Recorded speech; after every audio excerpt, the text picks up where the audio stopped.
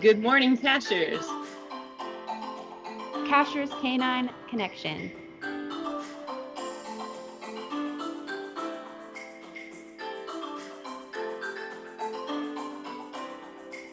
Good morning, Cashiers. This is Alissa Short and Dona Ampova from Mountain Dog Spa. We do full service training, bathing, and boarding and daycare. And we are here to start our first podcast this morning. Today is March 9th, 2020. And our podcast is called Canine Cashiers Connection. Dona, how are you doing this morning? I'm good. I'm excited. Me too.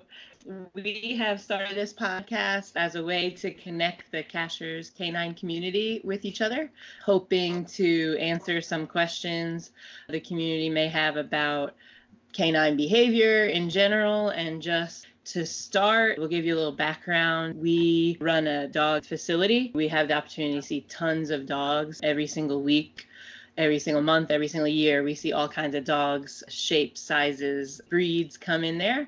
And over the years, we've just noticed a lot of struggle between owner and dog. We want to help get the relationship built up and better between owner and dog, and get just the state of mind of the dog in a happier place, which in turn will bring the owner to a much happier place. Of course, reach the end goal of making the relationship just as best as it can be. We've decided to start this podcast. We also have some really cool stuff going on already, like social media, Facebook, Instagram. We're putting up a lot of videos on YouTube, and Dona is at the head of all that, creating a lot of video, and then we're able to put this stuff out and help the client, and here's another outlet for us to put more information out there, and hopefully we'll start on the level of Cashiers, Highlands, Sapphire, Glenville community, and maybe this will spread elsewhere and help a lot more people. But we're excited to help our community at the start right now. Yeah, and all these resources are free. You have access to them. All you need is an internet connection, and you can see a lot of advice right from Alissa. That's a great resource for people. So our topic for today is finding out what a happy and well-trained dog looks like and how we can start getting there with our dog. So some of the basic ideas. The first one is, how can we tell that a dog is happy and well-trained? What does that look like? Okay, so I'll start with, there's some myth about what a happy dog does look like. We're so used to, I think, seeing dogs like bouncing around, jumping around, just kind of in a state of just high arousal, and it looks like happiness when they're, just running and flying and nonstop, high energy. But more times than not, that's a pretty highly anxious state, or at least a very highly aroused state. So many dogs are in that state, and we unknowingly keep them there. And when they are in that state, they're not actually their best self. So a dog that's just bouncing around, always by your side, just kind of panting, jumping in your face, like tail wagging nonstop, sometimes looks, well, it does look, I think we're trained to think that's like just a really happy dog, but actually a dog that can be like more calm, and you're able to turn them off and on, where you can say, hey, it's time to play and jump around and bounce like that, but now it's time to be calm. That's a dog that's actually more content, one that has a switch to turn off. But most dogs don't have an off switch, and we're here to kind of teach you what that looks like. Because it might be foreign to a lot of people, and then how to achieve it. And when you do achieve it, what's really exciting is the results you're going to see from it, the effects it's going to have on the dog, on you and your relationship, and how much you guys are going to grow together. Awesome. So we talked about what a happy dog looks like, is in a very calm state. You can actually communicate with this dog. It's not just being all crazy. One of the things that I have been most impressed by in my work with you is seeing how you can rehabilitate these very anxious dogs. So can you give us more signs that a dog might be experiencing something like separation anxiety or other specific kinds of anxiety? Okay, sure. A lot of dogs, I'd say, if I had to put a percentage on it, possibly around 75-80% of the dogs that we see have some form or level of separation anxiety. A lot of times this could come from just not separating ourselves from the dog and not teaching the dog how to be alone. And then suddenly you bring them somewhere and leave them there, and they're left to cope with trying to figure this new thing out. Even though they're with other people or with other dogs, they're still attached to you. So could be having some separation anxieties from you. What it can look like is a lot of panting, a lot of whining, a lot of barking, a lot of pacing, just basically not being able to calm, not being able to stop. The poor dogs are in a state of just mind racing, worrying, just stress, anxiety. And if you can teach your dogs how to not be anxious, the dog is going to be all the better because it can now go places without you. It may, unfortunately, one day have to stay at the vet because of some emergency it had. And imagine your poor dog in a state of high anxiety at the vet, and also in a state of sickness or injury, and you can't be with him, you can't go back to the exam room, or you can't stay with him overnight, and the dog is just overly stressed, and it's just too much to put on the dog. So what we do is teach them how to be calm and not anxious before something like that happens, so that when they are put into a situation like that, they can just be calm through it and do all the better and get better quicker. So I know this is a huge topic, but can you sort of briefly touch on what would be the role of training in achieving a happy dog versus this very high anxious dog? Okay. So as crazy as this sounds, because I think this may not make sense at first to a lot of people, but you actually have to punish the anxiety. And to a lot of people, that would sound like probably backwards. Like that would maybe send a dog into a more anxious state or a more fearful state, but it actually does quite the opposite. So the dogs are pretty much, they're kind of like very black and white, and they understand by corrections and rewards. So you have to correct the things that you don't want the dog to do and reward the things that you do want the dog to do. If a dog is highly anxious, has a lot of separation anxiety, he's panting, he's drooling, he's crying, he's scratching at the door, he's barking when you leave, things like that, pacing, just not able to calm. Like you can tell when you're about to leave the house, this dog starts to go into a heightened state of anxiety. The dog won't know that that's not okay to act that way. Get rid of the behavior. The dog is finally able to say, oh, okay, cool. I don't have to feel that way. It's okay to be cool and calm.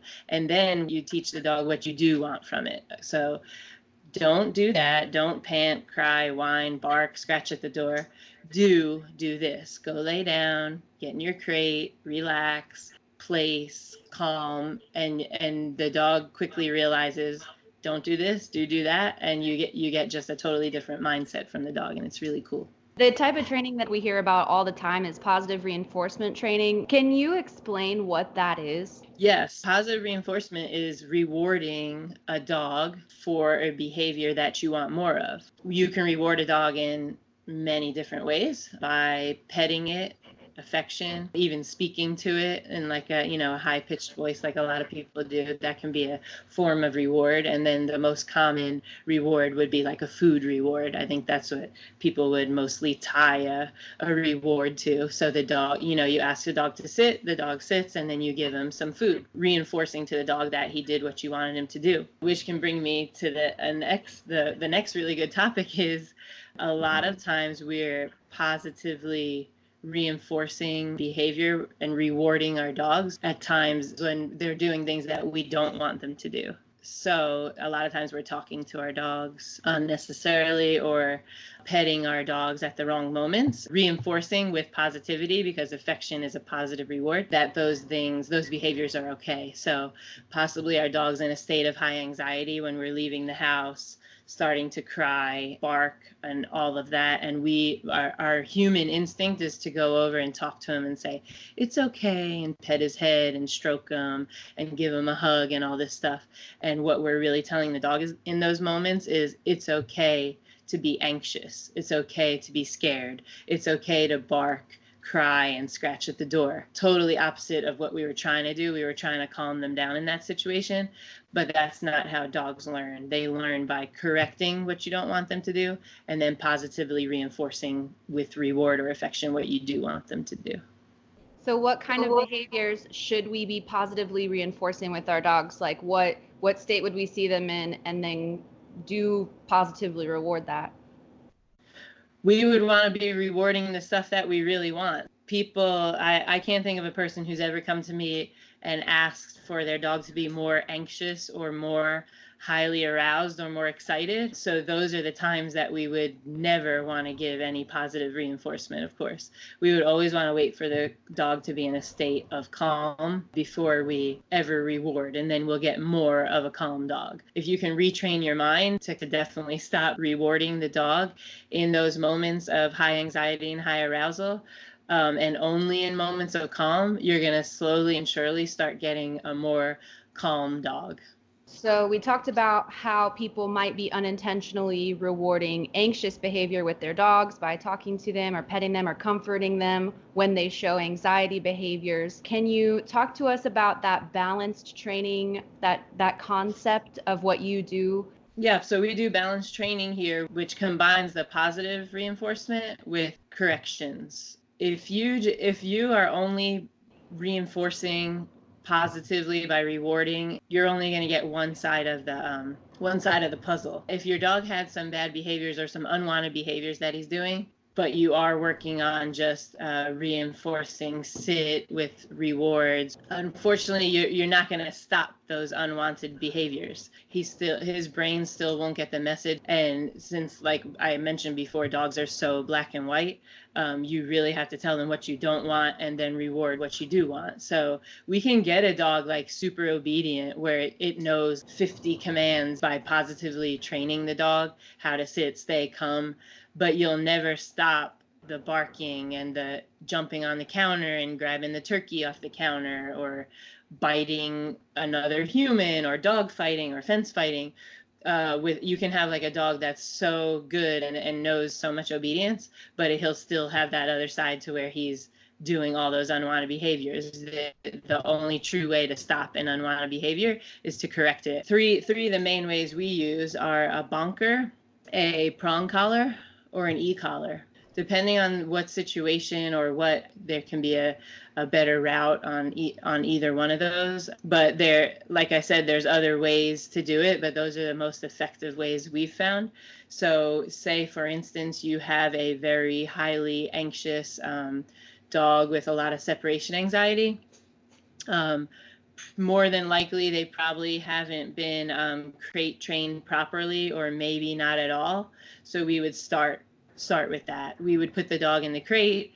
He would probably go into a high state of anxiety because he doesn't know about the crate, or he knows that you're separated from him now. There's going to be a boundary between you. He can't get to you. Probably would go ahead and start whining or barking or exhibiting anxieties. We would actually have to punish that anxiety to stop it. So a bonker, a rolled up towel, a rolled up bath towel, you can check out our YouTube videos on how to make one. We would use a bonker and actually say no to the dog when it's crying or barking, bonk the cage. So you could either throw the bonker, which is the rolled up towel, at the cage, or walk over and hit the top of the cage with the bonker. It's a loud noise. Most dogs really don't like the noise and the shock of it, and they stop. So depending on the intensity of the separation anxiety and how long it's been kind of building up in the dog, it's not going to be like one bonk, okay, we're done.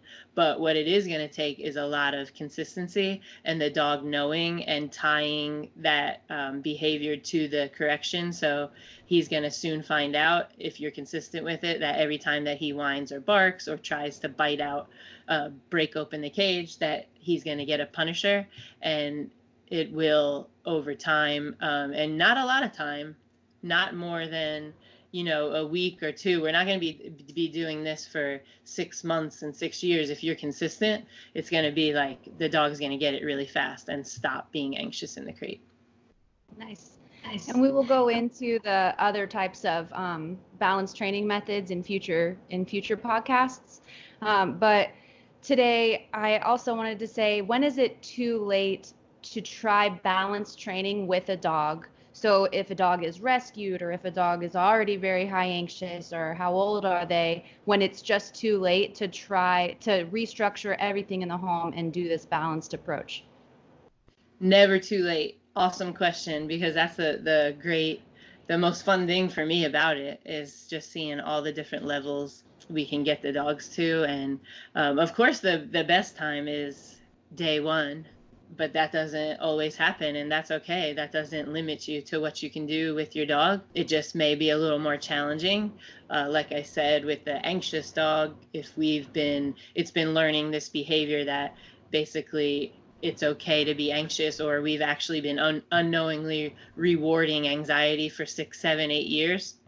Of course, it will be a little more challenging to correct that, but you're not going to destroy the dog or ruin his personality. And in fact, it just does the opposite, and it brings the dog to like his best self, something that you've never actually been able to see these past 6, 7, 8 years, because he's been in that state, somewhat of a state of anxiety the whole time, and you never got to see the dog's true self. So it's really cool when you see that actual real dog come out, and that dog like just shed all that negative energy and just like take a deep breath of relaxation, like, oh, it feels good to be a dog and just live. And it's the best gift you could actually give to your dog. All right, so that's all the questions that we have about the dog training today. I do want to say that if you want to pursue dog training advice from Alissa, we have all those free resources on our YouTube channel. We're really appreciative of anybody who can subscribe and who can comment and ask questions on the YouTube. You can find us on Facebook. You can find us all over social media. So thank you, Alissa, for answering those questions. And can we talk about the Sidewalk Initiative today? Let's touch on the Cashiers, the local issue. Sure. Yes, this is something I'm really passionate and excited about. Since I've moved to Cashiers, I wanted to see sidewalks here so that we could easily get around town, especially get around town with our dogs. I've certainly done the walk on the side of the road thing, which feels dangerous enough just alone. But when you have a dog with you, it can be even more challenging and dangerous. So right now, the United Community Bank in Cashiers is really pushing and kind of spearheading the effort here to get some sidewalks built to connect the Cashiers community, which is what we're all about here with Cashiers Canine Connection. We would like to be able to even walk dogs down from Mountain Dog to the park, take some group walks all the way from where we're situated past Ingalls on the way to Sapphire. So that's hopefully where they want to bring the sidewalks all the way to Ingalls. So we would be just past Ingalls, so we'll extend it to us. But the United Community Bank, again, they've, with their own money, are going to build their sidewalks on their property, which they're hoping to spearhead the effort so that other businesses start building their sidewalks. Any new business, any new construction that's going on in Cashiers, you automatically have to build your own sidewalks. So anything new popping up, you're going to see Rendezvous, they did theirs. That's one that I can think of, because they did like a remodel to that building and put in their sidewalks. But hopefully we're going to connect them all up and be able to move around safely through the community. And then you'll see some really cool things with pack walks happening with clients' dogs. And we're really excited about that. But we're looking to put our sidewalks in. Unfortunately, it's really expensive to do. So we don't have the money in the bank just to kind of throw into that. But we are looking for hopefully a way to get some donations. We have some pictures going up on the walls in Mountain Dog right now of people's pets, and we are asking possibly if you could donate for the picture, and half of the proceeds will go to the Sidewalk Initiative. We are accepting donations in the form of your dog gets to be up on the wall with all the other dogs that are already posting up on the wall. These are beautiful frames that will adorn the walls of the Mountain Dog Spa lobby for years to come. And half the proceeds of purchasing that picture for your pet to be on our wall the other half of the proceeds will go towards the Sidewalk Initiative, which is so exciting. That sounds awesome. If there's any other thing that you want to say, I think we're in a good place to wrap it up for our very first podcast ever. Yes, we're very proud to be here, very proud and excited for the future, and hope you guys are proud and excited with us, because we want to share this journey with you. That's what this is all about, is connecting each other. I hope it makes your day better. Thank you for listening to the Cashiers Canine Connection.